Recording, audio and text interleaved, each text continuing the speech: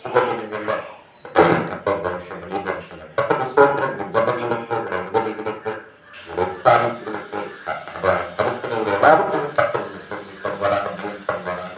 அதுக்கு ஒரு பிரதிபலனை கர்த்தர் கொடுப்பார். இந்த காலங்களிலே நாம் தேவனுடைய வார்த்தை கேட்பதற்கு முன்பதாக செய்திக்கு முன்பு சில காரியங்களை உங்களுக்கு சொல்ல வேண்டும் என்ற விரும்புகிறேன்.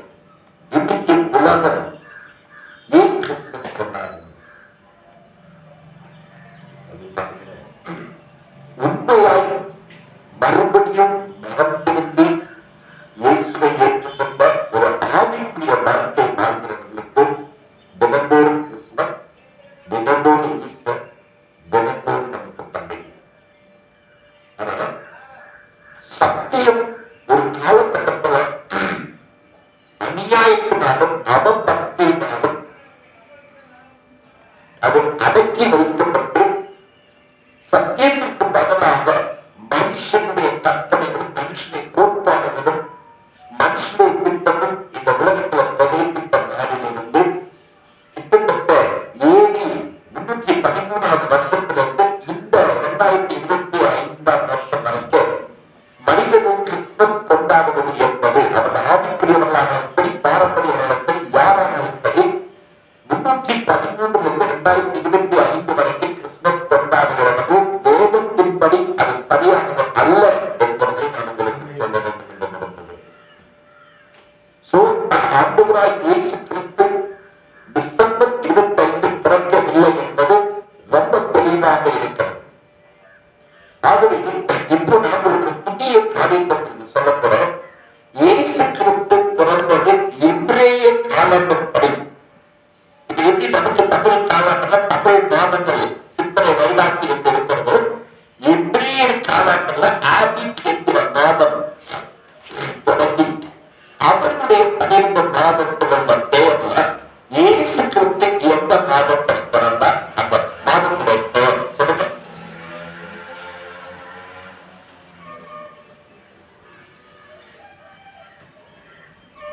சரச சபைக்கு வரும். நம்ம இன்னும் மற்றவங்களுக்கு போலதான் சொல்றேன். எப்படின்னு சொல்றேன், நாம மற்றவர்களோட வித்தியாசங்களை வாழ்க்கை பார்க்கிறேன். அவன் சத்தியத்தின்படி மாணவன் வித்தியாசமா மாறணும். நீங்க இந்த வாழ்க்கையில் உள்ள எல்லா கிறிஸ்தவ நபர்களுக்கு உள்ள போய் நீங்க கேட்டு சொல்ல வேண்டிய ஒரு நற்செய்தி என்னன்னா, Jesus was not born on the day of 25th December. According to the Jewish calendar, Jesus was born the month of 7th month. எபிரேய காலத்தின்படி 7வது மாதத்துல தான் இயேசு பிறந்திருக்கிறார். அந்த மாதத்துடைய பெயர் உங்களுக்கு நான் சொல்ல விரும்புகிறேன். இயேசு பிறந்த பொழுது ஒரு பண்டிகை இருந்தது.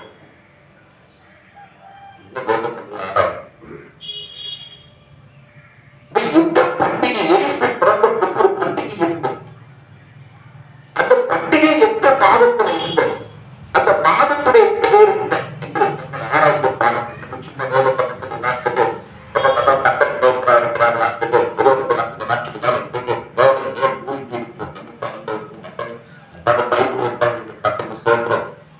இந்த மாதத்துல விசேஷமா இந்த மாதம் நாட்களில நான் அதிகமா பைபிள் பைத்தியம். இந்த 21 நாள், இந்த மாசம் 21 நாள் அளவு அதிகமா நான் வேதத்துக்கு பின்னாடி பைத்தியமாகி அதிலேயே குறிப்பா ஜான் வசனத்தை வாசித்து அது ரொம்ப ஊறிக்கிறார். இன்னும் இருக்குது. What is hidden in the mysteries of gospel? வேதத்தை நீங்கள் தேடுவீர்களானால் நிச்சயமாக இயேசு கிறிஸ்து பிறந்த இந்த மாதத்தோட பெயர் உங்களை வசந்தப்படுகிறது. படிச்சு பாருங்க.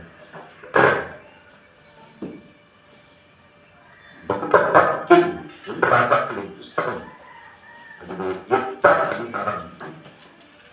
ராஜாக்களின் புஸ்தகம் 8ஆம் அதிகாரம்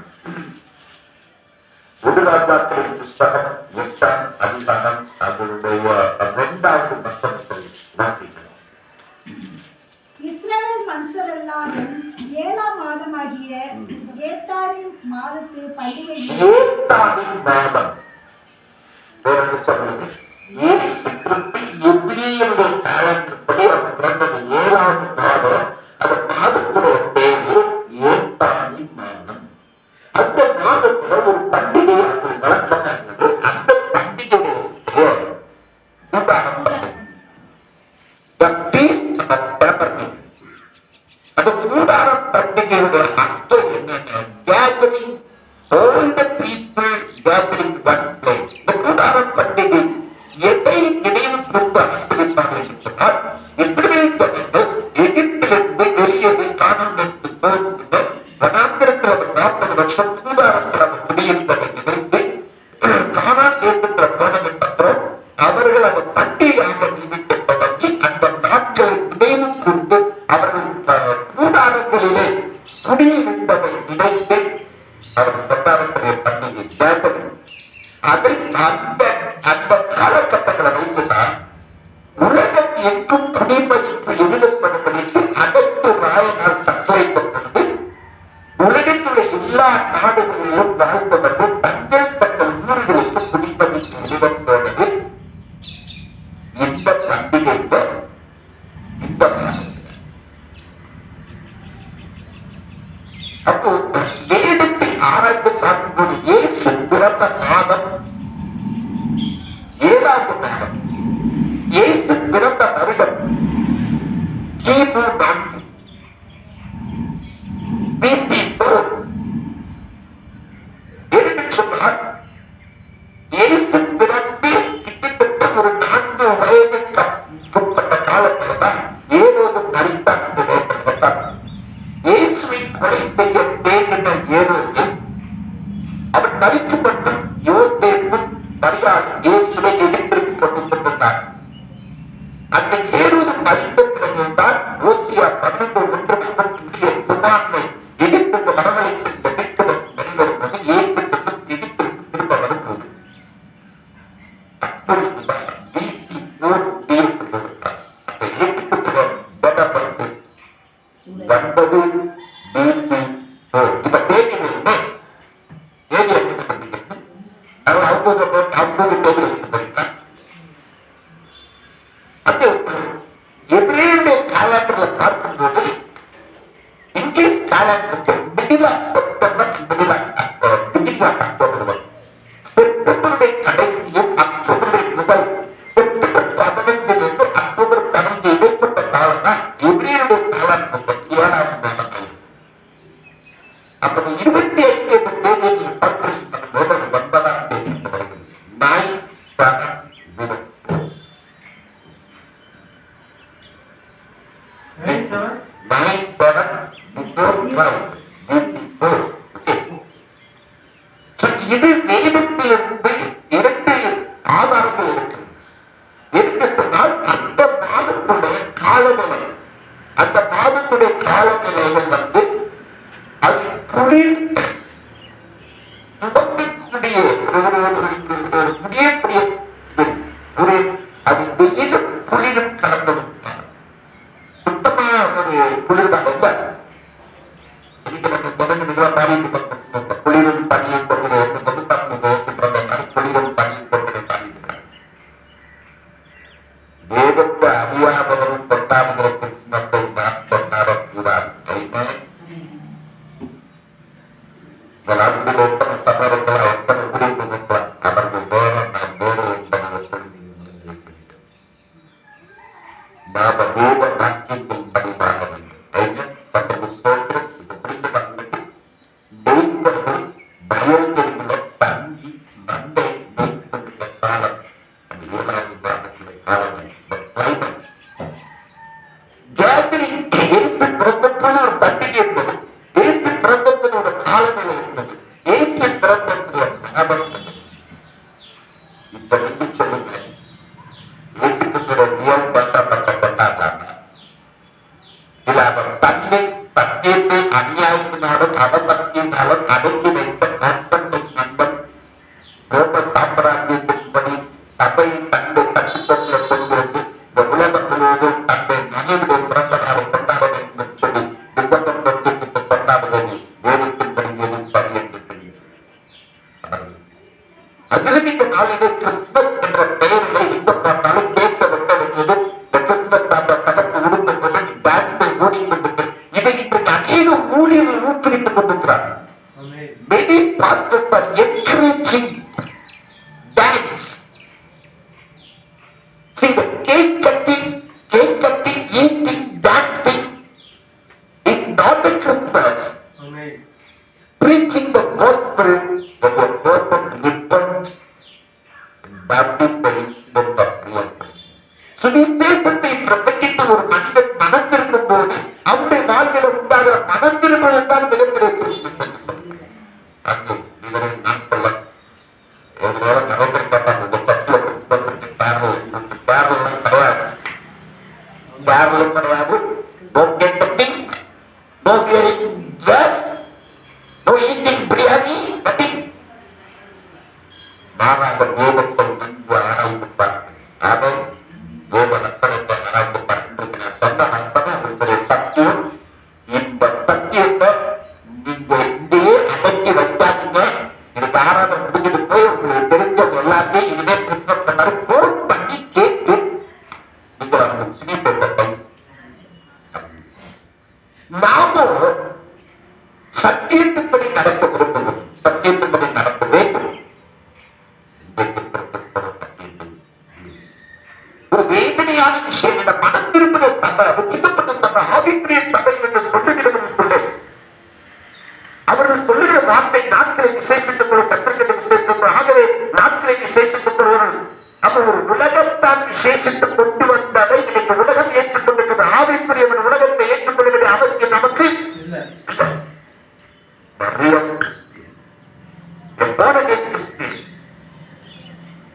Those who searching the word of God and willing to walk according to the word of God, those people will never compromise the word. கர்த்தருடைய வார்த்தையை வாசித்து அதன்படி நடக்கிறவன் உலகத்தோட ஒத்து போக மாட்டான். கிறிஸ்துமஸ் வந்து புதிய உடுப்பு வாங்குற புதிய உடுப்பு வாங்குற காசை ஒரு சுவிசேஷத்துக்கு ஒரு ஆட்டை அப்படின்னு சொல்லியிருக்காங்க. நல்லா அதோட குடும்பம் பிரியாணி கேட்கறது சாப்பிடலாம் எதுக்காக உண்டாக்கு நீ கேட்க பக்கத்து பிரியாணி சாப்பிடுவாங்க சந்தோஷப்பட்டு சோப்பம் சுவிசேஷத்தை அறிவிக்க வேண்டிய பணி இந்த நாளிலே வார்த்தை கடந்து செல்வோம். முற்றிகிறதா யோகா எழுதுகிறார். முதலாம் விருப்பம் அதோடைய 5ஆம் அதிகாரம். It is the first John chapter 5 verse 4. படிக்கிறேன். தேவனால் பிறப்பதெல்லாம் உலகத்தை ஜெயிக்கும். தேவனால் பிறப்பதெல்லாம் உலகத்தை ஜெயிக்கும்.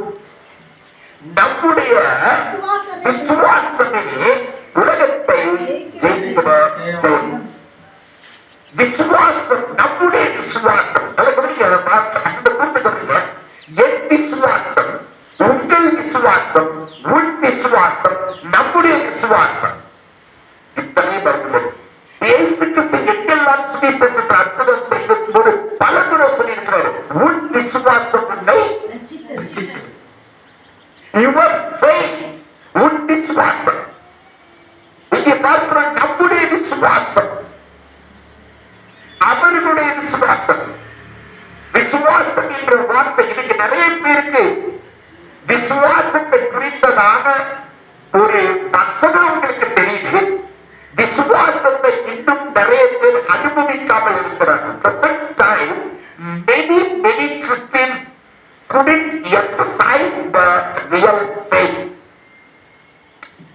விசுவாசம் என்பது என்ன? அது ஒரு உயிர் உள்ள பொருளா, உயிரற்ற பொருளா? அது வளரக்கூடியதா, அது வளராததா? அந்த விசுவாசம் எங்கிருந்து வருகிறது? அந்த விசுவாசத்தை நமக்குள்ள துவக்குகிறவர் யார்? ஆராய்கிறார். ஈவன் கர்த்தருடைய பிள்ளைகள் விசுவாசிக்கிறேன் என்று சொல்லுகிறார்கள் தவிர, உங்களுடைய விசுவாசம் எது வரைக்க செயல்படாமல் இருக்கிறதோ அது வரைக்க உங்களால் எதையும் செய்ய முடியும். You cannot do anything until you exercise your faith. வாழ்விலே விசுவாசிகள், தேவனுடைய பிள்ளைகள், சபை ஆண்டவரே இயேசு கிறிஸ்து சொல்றாரு, மனுஷகுமார் பூமிக்கு திரும்ப வரும்போது விசுவாசத்தை விசுவாசம் என்பது what is faith? அந்த விசுவாசத்தை புரிந்து கொள்வதற்கு நமக்கு எல்லாருக்குமே தெரியும் விசுவாசத்தை என்ன அப்படின்னு டக்குனு எபிரேயர் 11 சொல்றது. what is faith? விசுவாசம் என்பது நம்பப்படுகிறவைகளில் அவர் நம்பப்படாத ஒரு விஷயத்தை உறுதியாக நம்புவதும் காணப்படாத ஒன்றை நிச்சயமாய் ஏற்றுக்கொள்வதும் தான் விசுவாசம். அந்த விசுவாசம் என்பது ஒரு உயிருள்ள பொருள். Faith is the living thing. விசுவாசம் என்பது ஒரு உயிருள்ள பொருள். நம்முடைய வேதம் சொல்லுகிறது, அந்த விசுவாசம் ஆகிய நற்பொருளை காத்துக்கொள். விசுவாசம் ஆகிய நற்பொருள். அப்ப வேத அழகா சொல்ல, விசுவாசம் என்பது நம்முடைய வாழ்விலே தேவன் கொடுத்திருக்கிற ஒரு பொருள். It is a thing. அந்த நல்ல பொருளை நீங்க காத்து வச்சுக்கணும். 2 காரியங்கள் நீங்கள் விசுவாசத்தை செய்ய வேண்டும். ஒன்று, தேவன் உங்களுக்கு கொடுத்திருக்கிற விசுவாசத்தை காத்துக் கொள்ள வேண்டும், பத்திரமாக வைத்துக் கொள்ள வேண்டும். இன்னொன்று, தேவன் உங்களுக்கு கொடுத்திருக்கிற விசுவாசத்தை செயல்படுத்த. எது வரைக்கு நம்ம விசுவாசிக்கிற உங்க விசுவாசம் அது ஒரு பொருள், அந்த விசுவாசம் உயிர் உள்ளதாக இருக்கிறது. Faith is the substance and as well it is a living thing. விசுவாசம் உயிர் உள்ளதாக இருக்கிறது and the faith is increasing. ஆமென். எங்கள் விசுவாசத்தை வர்த்திக்கப்படும். சீசர்கள் ஆண்டவர் சொல்ற விசுவாசத்தை வர்த்திக்கப்படும். பவுல் எழுதுற விசுவாசத்துல நீங்க வளருங்க. Grow in the faith. அப்ப விசுவாசம் நமக்குள்ள வளருது. It is a living thing. நீ ரட்சிக்கப்பட்டு ஞானஸ்நானத்துல பரிசுத்தாயிப்பட்டுங்க, அவ்வளவுதான். சபைக்கு வந்த ஞாயிற்றுக்கிழமை மட்டும்தான் இனிமே ஆராதனை வருவேன். அதுக்கப்புறம் ஊர்ல ஜெபம் பண்ண மாட்டேன், பைபிள் படிக்க மாட்டேன். எனக்கும் விசுவாசத்துல எனக்கும் தேவனுக்கு சம்பந்தம் இல்லை. ஞாயிற்றுக்கிழமை மட்டும் ஒரு நல்ல ஒரு சூப்பரா உடுப்பு வந்து கொண்டு ஒரு நல்ல ஒரு ஆராதனை நடத்தி கீபோர்டு கேட்கிறது ஒரு காரியத்தை போறது விசுவாசம் அல்ல. விசுவாசம் என்பது உன்னுடைய வாழ்க்கையில் தினந்தோறும் பயிற்சி செய்யப்பட வேண்டியது.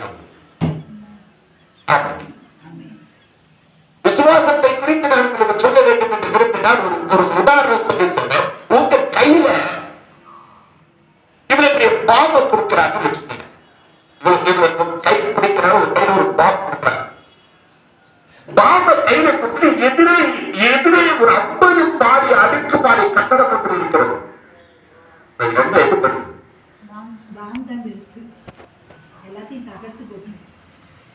கண்ணுக்கு முன்னாடி இருக்கக்கூடிய 50 மாடி கட்டடத்தை பார்க்கும் போது ஒரு மனிதன் சொல்ல பாருங்கள், 50 மாடி 50 story building. 50 மாடி எத்தனை கோடி, 50 மாடி எத்தனை கோடி, எவ்வளவோ காசுகளை செலவு பண்ணி கட்டடம் பெரியது என்று இந்த உலகத்திற்கு வெளிப்படுத்திக் கொண்டிருக்கிறது. ஆனால் அவ்வளவு பெரிய கட்டடத்தை தகர்க்க பலம் போடுவது கைதற்குடி சின்னத்தான்.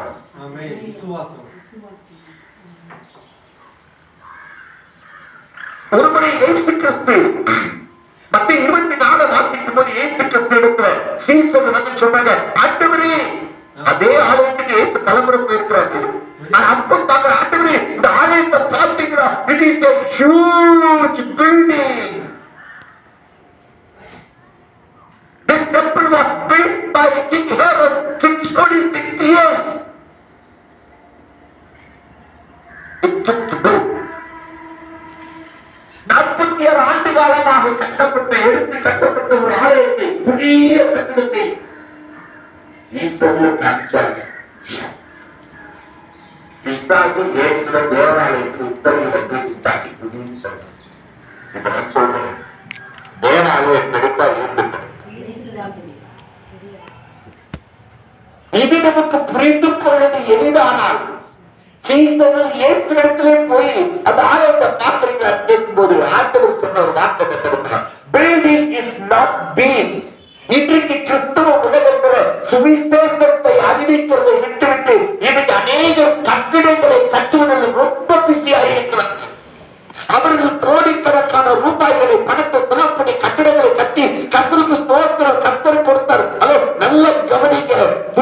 பார்க்கலாம். அப்போஸ்தலர் நடவடிக்கையிலிருந்து இன்று வரைக்கும் எழுதப்பட்ட நிருபங்களை எங்கேயும் எந்த அப்போஸ்தலரும் எந்த ஆதி திருச்சபையும் அவர்கள் கட்டடங்களை கட்டவில்லை.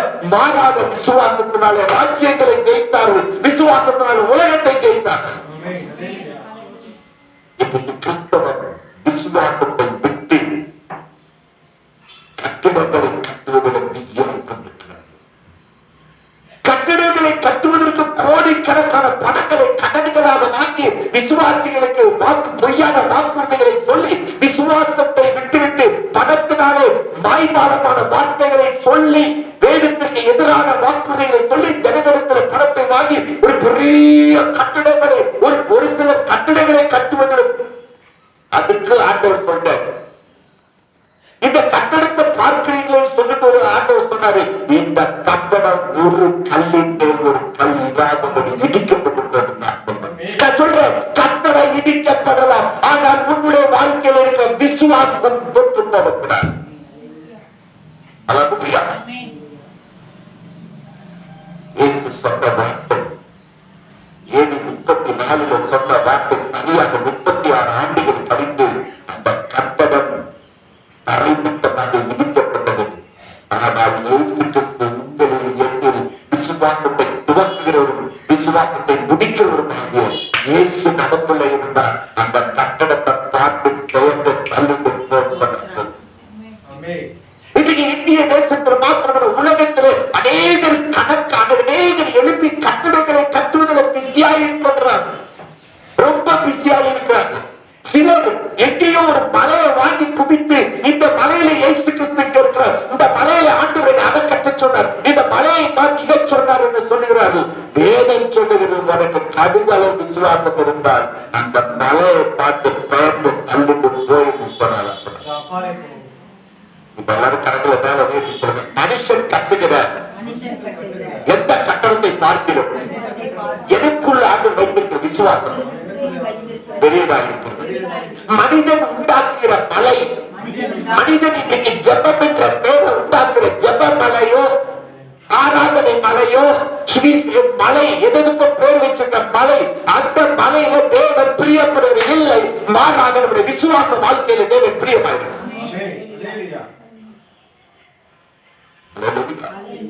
Your little faith, இது காலையில உனக்குள்ள தேவன் கொடுத்திருக்கிற கொஞ்சோண்டு விசுவாசம் உனக்கு எதிரே இருக்கிற அகத்துக் கொள்ளுகிற விசுவாசம்.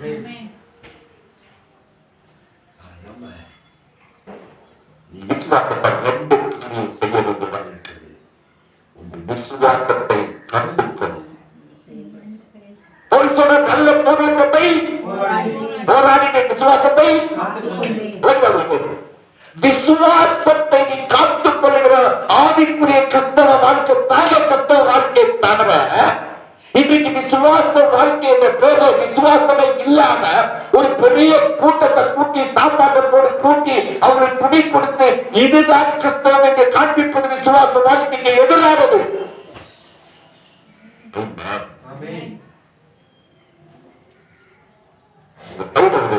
ஒரு கண்டு வச்சு ஒரு கையில கண்டு எடுக்குது, அந்த கண்டுக்குள்ள ஒரு சின்ன தோட்டா இருக்கு. அந்த தோட்டா பெருசா உனக்கு முன்னாடி இருக்கிற எதிரி பெருசா. உண்மை சொல்லுங்க, பெருசா இயேசு சொன்னது உங்களுக்குள்ள கடுகளை புரியுதா? உங்களுடைய விசுவாசம், even if you have a small faith, even if you have a little faith, if you exercise the little faith, surely the mountain shall be removed. உனக்குள்ள இருக்கிற சின்ன விசுவாசம் அந்த பெரிய மலையை பெயர்ந்து தள்ளிட்டு போய் சொன்னார். அப்படியா? இது காலங்களில உங்களுடைய ஆவிக்குரிய ஜீவியத்தில் வளர்வதற்கு தடையாக இருக்கிற அந்த தடை என்கிற ஒருவேளை ஒரு சரீரத்தை டுடே இருக்கிற எக்ஸசைஸ் ஒரு சரீரத்தில் ஒரு பெரிய மலை வியாதி என்கிற மலை உனக்கு முன்னாடி நின்று கொண்டு ஆவேனுடைய வழி கடந்து போகக்கூடாதபடி வியாதி உன்னை வருத்தி கொண்டிருக்கும் போது கமானிய your faith.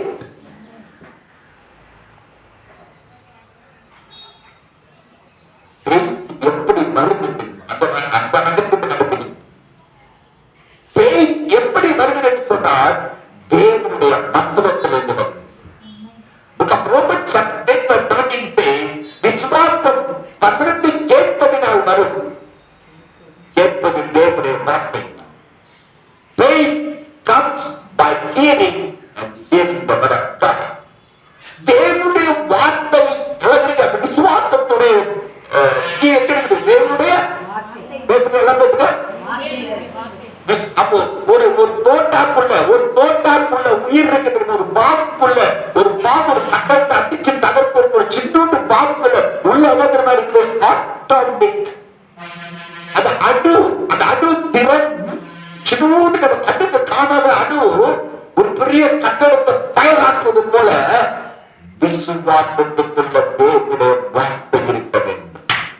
Let the word of God bring faith in your life. கர்த்தருடைய வார்த்தை தான் உனக்கு விசுவாசத்தை கொண்டு வரும். ஆமென்.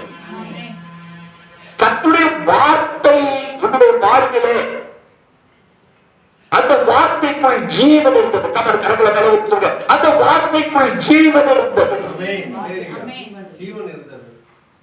அந்த வார்த்தையை கேட்கும் போது அந்த வார்த்தைக்குள் ஜீவன் இருந்த வார்த்தை, ஜீவ வார்த்தை. சொன்னாரு, நாங்கள் கண்டதும் நாங்கள் தொட்டதும் எங்கள் கைகளால் தொட்டதும் நாங்கள் நோக்கி பார்த்ததுமாக ஜீவ வார்த்தை உங்களுக்கு பிரசங்கிக்கிறோம். The living word, the word of God, the scripture has life. When you read, when you believe, automatically the faith starts to grow in you. அப்படி வார்த்தை வாசிக்கும் போது அதை விசுவாசிக்கும் போது விசுவாசம் இடத்துல செயல்பட ஆரம்பிக்கும். இயேசு கிறிஸ்து கடலிலே சீசரோடு பிரயாணம் பண்ணும் பொழுது அவர் படகுல நித்திரையா இருந்த போது அந்த சீசரோட விசுவாசம் எப்படி செயல்பட வேண்டும் என்று தெரியாது இருந்தபடினாலதான் மடிந்து போய்கிறோம். அந்த அவ்வளவு கஷ்டப்பட்ட இப்ப உங்க கையில கண்டை கொடுத்துட்டு சுட சொன்னா சுட தெரியல எதிரி உடைப்பை தொற்று போடுவான். அதுக்கு பக்கத்துல 5 பேர் நிக்கிறாங்க. உன் கையில கண்டு இருக்குது. இப்ப 5 பேர் பெரியவர்களா உன் கையில இருக்கு கண்டு பெருசா? கண்டு பெருசு. 5 பேர் 50 பேர் கையில இருக்க கண்டு பெருசு. ஆனால் அந்த கண்டை உனக்கு உபயோகப்படுத்த தெரியவில்லை என்று சொன்னால் அவர்களுக்கு முன்பாக நீ தோற்று. நீ தேவனுடைய வார்த்தையை if you do not know the word of God, if you do not have a relationship with the word of God,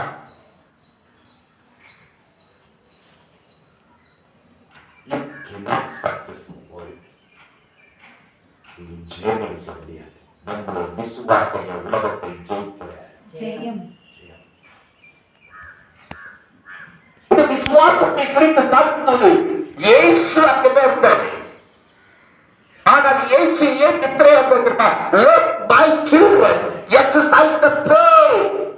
உங்க கையில எல்லாத்துக்கும் தண்டம் கொடுத்து உங்களுடைய எதிரியை சுட சொல்லிட்டு உங்களுடைய எஜமான் உங்களுடைய மாஸ்டர் உங்களை பயிற்சித்த தண்டம் சொல்லி கொடுத்து பயிற்சித்த ஒரு மாஸ்டர் இருந்தார். உங்களை வச்சு சுட சொல்லி ஆளுக்கு ஒரு தண்டம் கொடுக்க சுடணும் சொல்லும் போது சுடாம ஒரு தண்டை சுடுறது மாஸ்டர் ஐயோ நாங்க பார்த்து எதிரி வந்து நிக்கிறான் கவலை இல்லையா?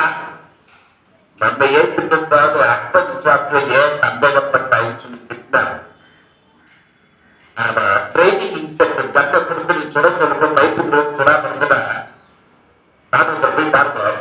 கண்ணை கொடுத்து பயிற்சி கொடுத்து சொல்லுங்க சுடாம நீ பயிற்சி அவரை கூப்பிட்டு இருக்குன்னா அங்கே வெட்டி விடலாம்.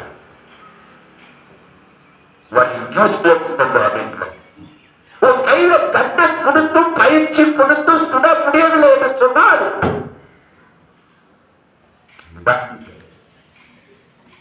அந்த சீசனுக்கு இயேசு கிறிஸ்து அதிகாரம் கொடுத்தார்.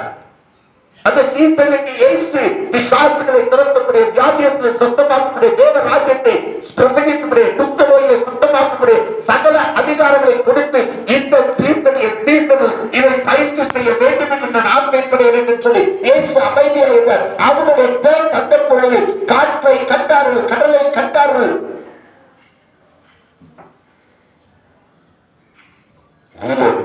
அந்த கடலை விட அந்த காற்றை விட பெருசு இருந்த கையில இந்த இருதயத்தில் இருந்தது. அதை செயல்படுத்த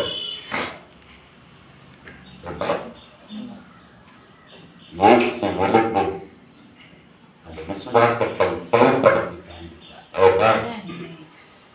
Jesus exercised the faith and taught the disciples how to exercise it.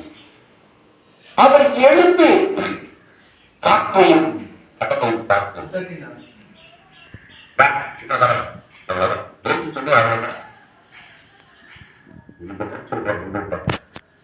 அதே விசுவாசத்தின் பலன் கடந்த நாட்கள் நம்பிக்கை தந்தது.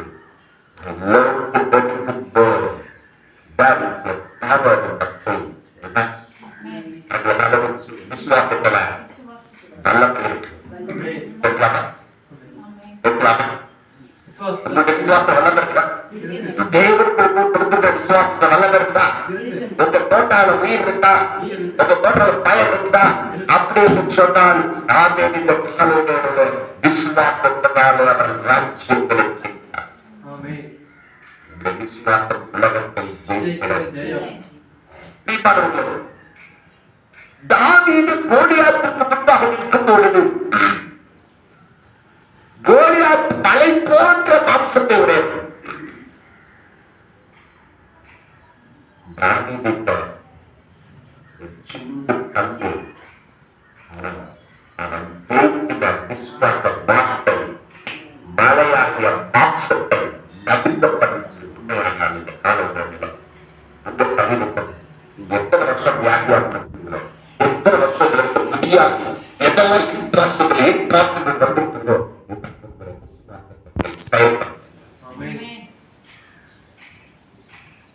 உங்கள் விசுவாசம் செயல்படுவதற்கு ஜீவன் இருக்க வேண்டுமானால் தேவனுடைய வார்த்தை இருக்க வேண்டும். If you have the word of God and exercise the faith, surely it will happen.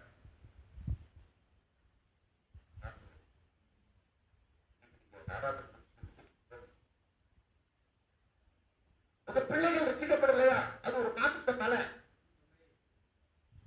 வருஷங்கள் அவர் ரசிக்கப்படல. உங்க வீட்டுல ரசிக்கப்படாம உங்களோட பயணிக்கிறவங்க யாரா இருந்தாலும் அது எவ்வளவு பெரிய மலையா இருந்தாலும்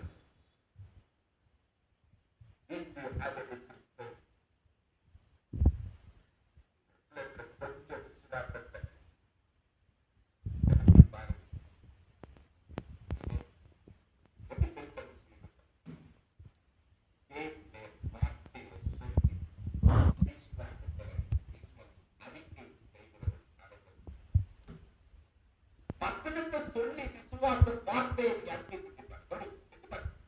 வசனத்தை சொல்லி ஒருவேளை உங்க வீட்டார் ரட்சிக்கப்படாமல் இருந்தால் நீங்கள் இன்றைக்கு போய் சொல்லுங்க, இயேசுவின் நாமத்தினாலே நீ ரட்சிக்கப்படுவாயா?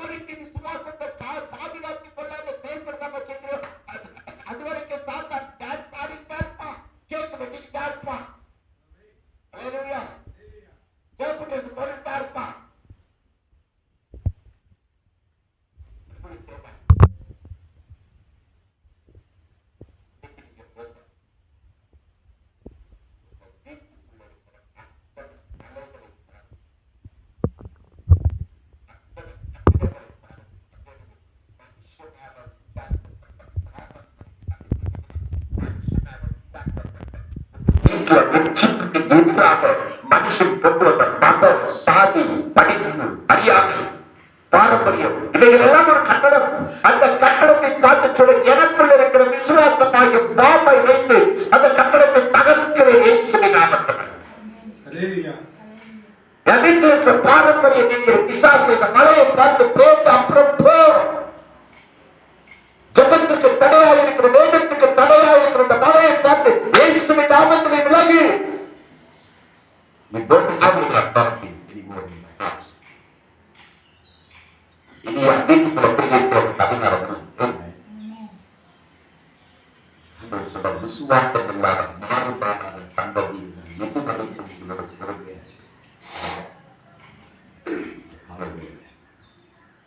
நீங்கள் விசுவாசத்தின் பலத்தை your faith is like an atomic bomb.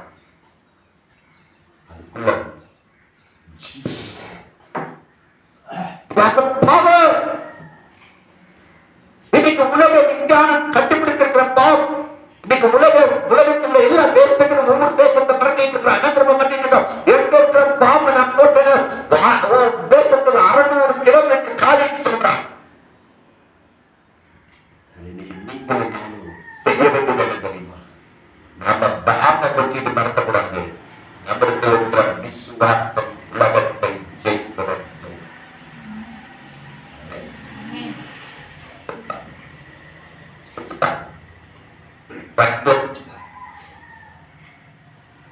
வாழ்க்கையில சோர்வு என்கிற மரம், சோர்வின் ஆவி என்கிற மரம், அபிவிசுவாசம் என்கிற மலம், குருட்டாட்டத்தின் ஆவி என்கிற மலம், எப்ப பார்த்தாலும் அதிக உலகத்தோடு ரொம்ப ஈடுபட்டிருக்கிற மலம், அவைகளை காற்று ரொம்ப கலக்கம் பண்ணிட்டு, அந்த காற்றும் கடலை போட்ட கலக்கம் பண்ணிட்டு, இப்போ ஒன்றுமே நீ இனி அவைகளை கலக்கம் பண்ணுகிறது தான். யார் யாரை பார்த்து கலக்கம் பண்றது? இஸ்ரவேலை கலக்கம் பண்ணுகிறது யார் யாரை பார்த்து கேட்டாங்க? சொல்லுங்க, சொன்ன சொல்லுங்க. இஸ்ரவேலை கலக்கம் பண்ணுகிறது நீ அல்லவா என்று சொன்னது யார்?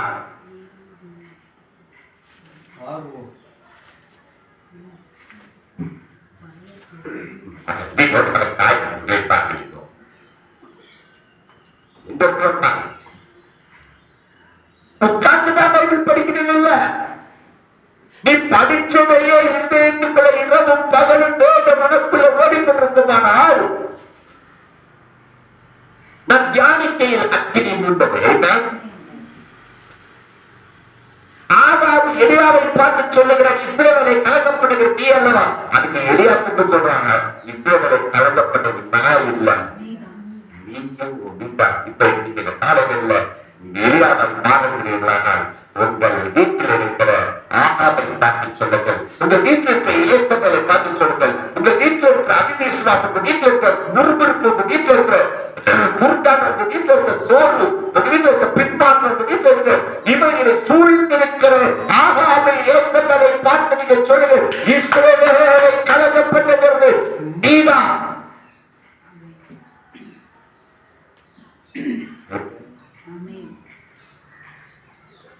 விசுவாசம் என்பது தேவனுடைய வார்த்தை. அது உங்களுக்குள்ள இருந்துச்சுன்னா அதே சந்தர்ப்பத்தை சொல்லிப்பாரு, நீங்கள் எங்கிலும் கேட்டுக்கொள்வது எதுவோ அது உங்களுக்கு செய்யப்படும்.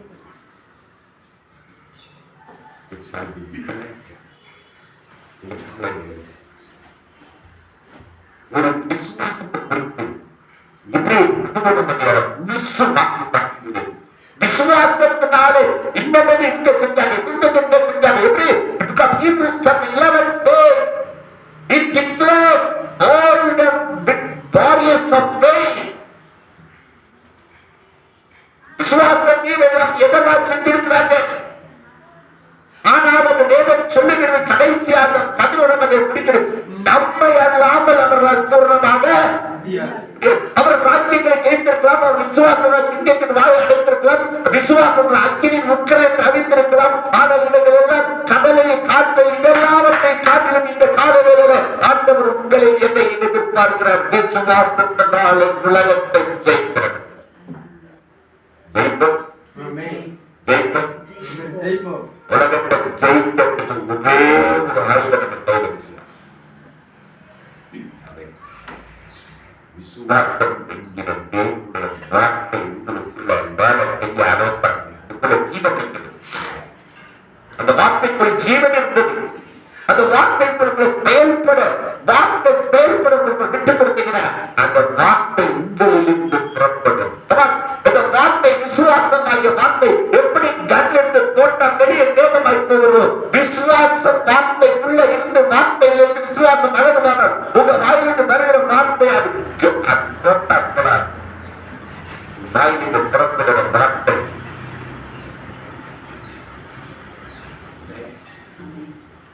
exercise பண்ண. I have no silver and no gold, but I would like to give you which I have. In the name of Jesus, come and rise and walk.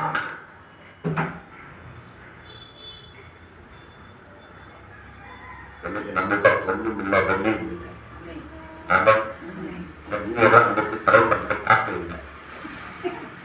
எத்தனை சோத்திரம், எத்தனை விசுவாசம் பயன்படுத்த விசுவாசம் பணத்துக்கு மட்டும் பயன்படுத்துகிறார்.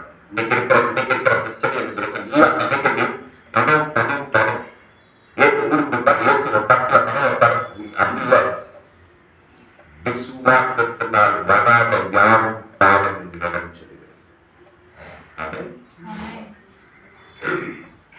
உங்களுடைய தேவையும் சந்திக்கப்படுவதற்கு விசுவாசம் மையம் கிடையாது. Hallelujah. Hallelujah. Hallelujah. Sotram. அற்புதம் சொல்லுங்கள். தெரியுங்கள். நீங்க பாசி மட்டும் தேவை ஆண்டவர் வர பண்ணிட்டு அந்த விசுவாசம் தான் செய்வார். எந்த விசுவாசம் தான் செய்வார். அது ஒன்றை முடிவுள்ள மாறாசி அள்ளி முடிவா இல்லாதவன் அப்படி காலையில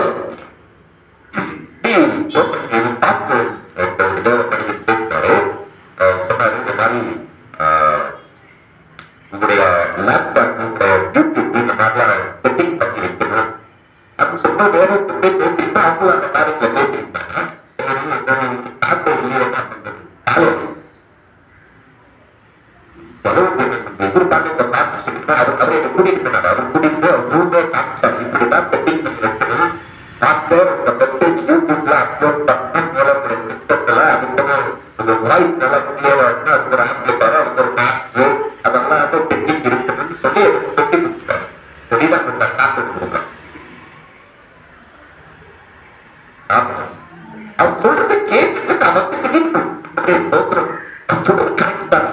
எனக்கு அந்த ஆசை இருக்கிறது எதிர்த்து கொடுத்துட்டு தேவனுடைய வார்த்தை நல்ல அழகா பிரசங்கம் பண்ண மட்டும்தான் முடியும். மற்ற கோட்பாடு வேலையை செய்வதை கேட்ட முட்டி இல்லை. I have no nothing else. சொல்லணும். உட்கார 10 மணி வரைக்கும் இந்த பார்க்க முடியும். சாயங்காலம் 5 மணிக்கு 15,000 ரூபாய் மட்டும் 50,000 சோப்பரம் இருந்துச்சு.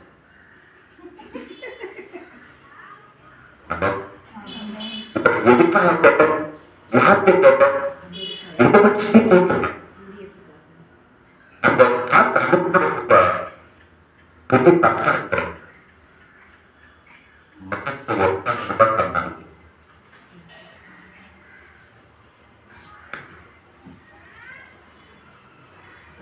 சொல்லுங்க பாஸ்டர், உங்களுக்கு எப்படியாவது இந்த யூடியூப்ல மெசேஜ் கொடுக்கணும்.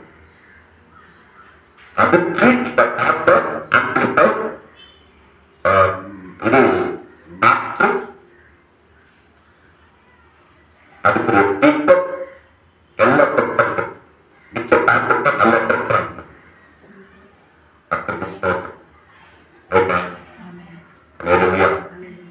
காலையில 9-10 மணிக்கு பேசி சாயங்காலம் 5 மணிக்கு காசு already money from bank or anything.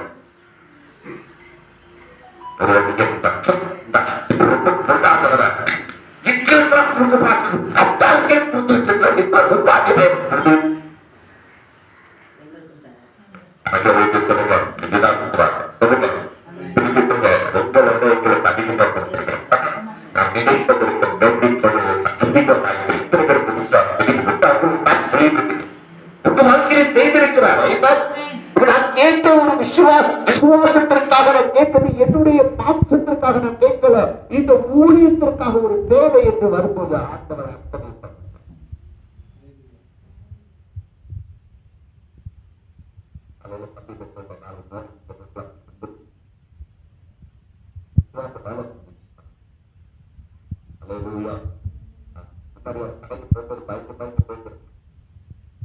நாளை கடைக்கு போகும்போது பயந்து தைரியமா போயிட்டு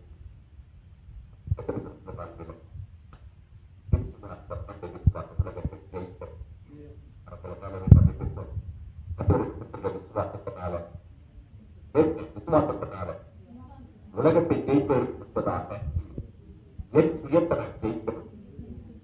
நானும் என்னோடு போராடுகிறார் பாவம், தீர்த்தல், அக்கிரமங்கள், ஒளிக்குணங்கள், பிசாசுடைய பிரிவுகளை ஜெயிக்கணும். உலக பாரம்பரியத்தை ஜெயிக்கணும், உலக ஞானத்தை ஜெயிக்கணும், உலக கல்வியை ஜெயிக்கணும், உலகத்தில் உள்ளவர்களை ஜெயிக்கணும், பிசாசு கிணிகளை ஜெயிக்கணும், நான் வியாதியை ஜெயிக்கணும். நான் இயேசுவின் நாமத்தில் வியாதிக்காரரை சொந்தமாக்க வேண்டும். இயேசுவின் நாமத்தில் ஹல்லேலூயா. In the name of Jesus, I'm going to exercise the faith. All the sick people will be healed.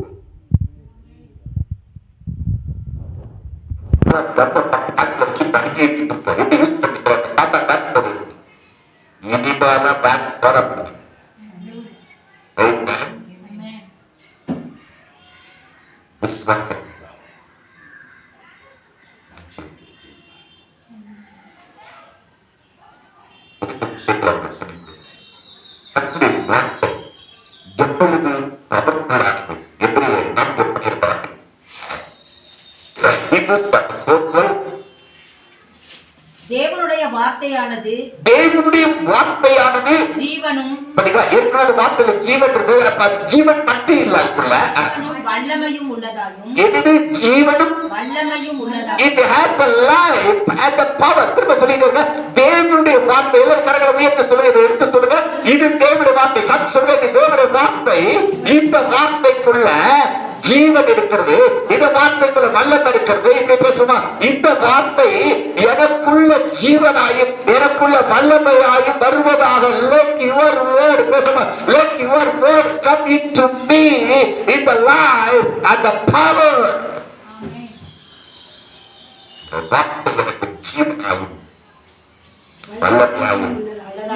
இருபுறமும் கருக்குமல்ல எந்த பட்டயத்தையும் கருக்கானதாயும் ஆத்துமாவையும் ஆவியையும் கணுக்களையும் ஊனையும் பிரிக்கத்தக்கதாக உருவ குத்துகிறதாயும் இருதயத்தின் நினைவுகளையும் யோசனைகளையும் வகையறுக்கிறதாயும் இருக்கிறது.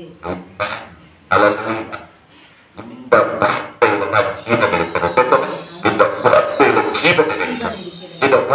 நல்லது இருக்கிறது, இந்த வார்த்தையில அதிகாரம் இருக்கிறது, இந்த வார்த்தையை நான் நம்புவேன். இந்த வார்த்தை காணப்படாதது நிச்சயம். தேவனுடைய வார்த்தை உண்மையுள்ள வார்த்தை. இதை இனிமேல் நீங்க சொல்ல சொல்ல ரொம்ப சூப்பர். அது எஸ்ஐக்கியோட அனுபவம் வந்துச்சு. பைபிள்ல இருந்த எஸ்ஐக்கியோட அனுபவம் ரொம்ப நேரம் பைபிள் படிச்சுட்டு பார்த்தா நீங்க சரீரம் மாறி ஆயி வரும்போது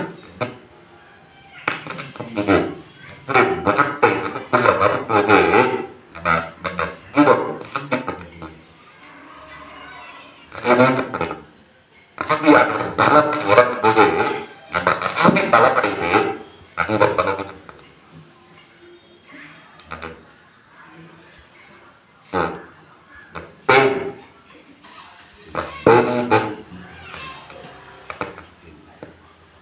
விசுவாசம் இல்லாத கிறிஸ்தவ வாழ்க்கை.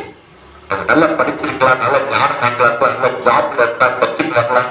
நீங்க வந்துட்டு நல்லா அருமையா சூப்பர் பஸ் போட்டு கீபோர்ட் நல்லா ஆராதிச்சுட்டு நல்ல பணம் கொடுத்துட்டு போவாங்க. அவங்களை பார்த்து நல்ல விசுவாசம் சொல்லிடாதீங்க. விசுவாசத்தை எதுவரைக்கும் விளக்கப்படலையோ அதுவரைக்கும் நல்ல தேவ பிள்ளைகளை வாழ முடியும். ஏனென்றால் விசுவாசத்தை உலகத்தை ஜெயிக்கிற அந்த விசுவாசம் என்ன பண்ணணும், காத்துக்கொள்ளணும், செயல்படுத்தணும். அந்த விசுவாசம் இழந்து போகாதபடிக்கு, உன்னில் இருக்கிற விசுவாசம் ஒளிந்து போகாதபடிக்கு, விசுவாசம் திருட்டு போவதற்கு, விசுவாசம் ஒளிந்து போவதற்கு, விசுவாசத்தை பிசாசு திருடுவதற்கு அதிக சான்சஸ் இருக்கிறது. ஆகவே தான் யூதா எழுதிய நிருபத்தில் வாசிக்கிறோம், நாம ஒரு விசை தைரியமாய் போராட வேண்டிய அவசியம். ஆமென். மூன்றாம் வசனம். பிரியமானவர்களே, பொதுவான ரட்சிப்பை குறித்து உங்களுக்கு எழுதும்படி நான் மிகவும் கருத்துள்ளவனாக இருக்கேன். பரிசுத்தவான்களுக்கு ஒரு விசை ஒப்பு கொடுக்கப்பட்ட விசுவாசத்திற்காக you should have the spiritual warfare, you should wrestle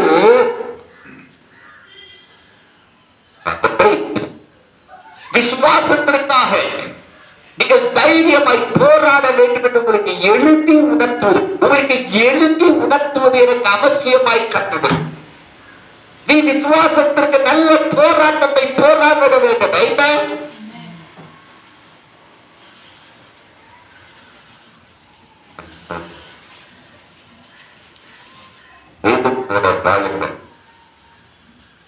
வேதத்தோடு பலமில்லை.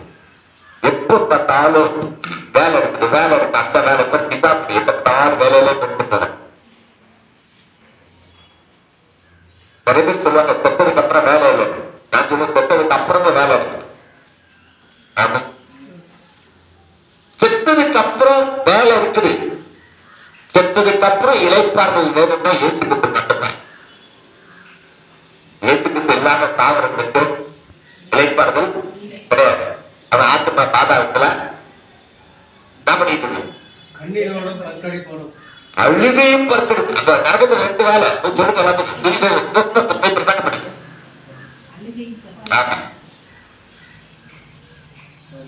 மலையை குதிக்கிறதுக்கும் கட்டடம் கட்டுறதுக்கும் கேட்க வேண்டிய சாப்பிட்டு டான்ஸ் பண்ண போய் சொல்லு.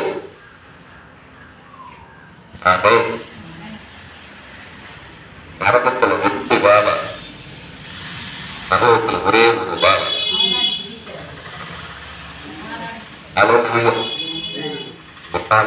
நான் விசுவாசத்திற்கு உருவாக்கி போராட்ட வேண்டிய அவசியம் ஏற்பார்.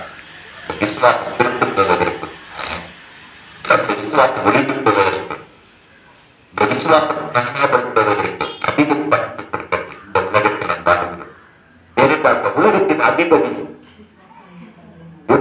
வஞ்சித்து உங்களை வஞ்சித்து நம்பித்திருக்க விசுவாசம் நம்பித்திருக்க பரிசுத்த நம்பித்த வஞ்சிப்ப காலிப்பது இந்த நிலைமையில ஒரு விசை நமக்கு கொடுத்திருக்கிற விசுவாசத்திற்காக இந்த விசுவாசம் உலகத்தை நம்ம விசுவாச மாம்சத்தை ஜெயிக்கும். அந்த விசுவாச உலகத்தை ஜெயிக்கும். அந்த விசுவாச மரணத்தை கூட ஜெயிக்கும். அந்த விசுவாச பிசாசை ஜெயிக்கும். விசுவாச வாழ்க்கை பொழுது வேத வாசிப்பு, ஜெபம், துதி, ஆராதனை, ஒழுங்குகள் அத்தோடு கூட இருக்க உலகத்தை கூட சேர்த்து சுத்தாதீங்க. உலகத்தை விட்டு உங்களை செப்பரேட் பண்ணி கொள்ளுங்கள். ஆமென்.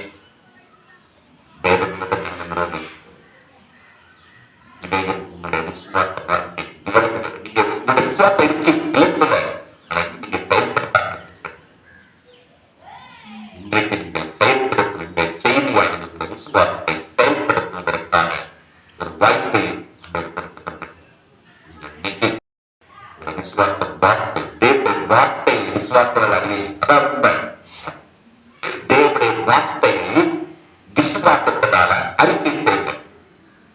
விசுவாசம் வெளிப்படும். விசுவாசம் கிரியில் வெளிப்படும். விசுவாசத்தினோட நடக்கும் அடையாளங்கள் யார்? Let us demonstrate the work of faith and the power of faith. விசுவாசத்துடைய வல்லமையை விசுவாசத்துடைய கிரியில விளங்க பண்ணுவோம். ஆமென். சொல்லுங்க வாருங்கள், நாம் விசுவாசத்தின் வல்லமையும் விசுவாச கிரியை விளங்க பண்ணலாம்.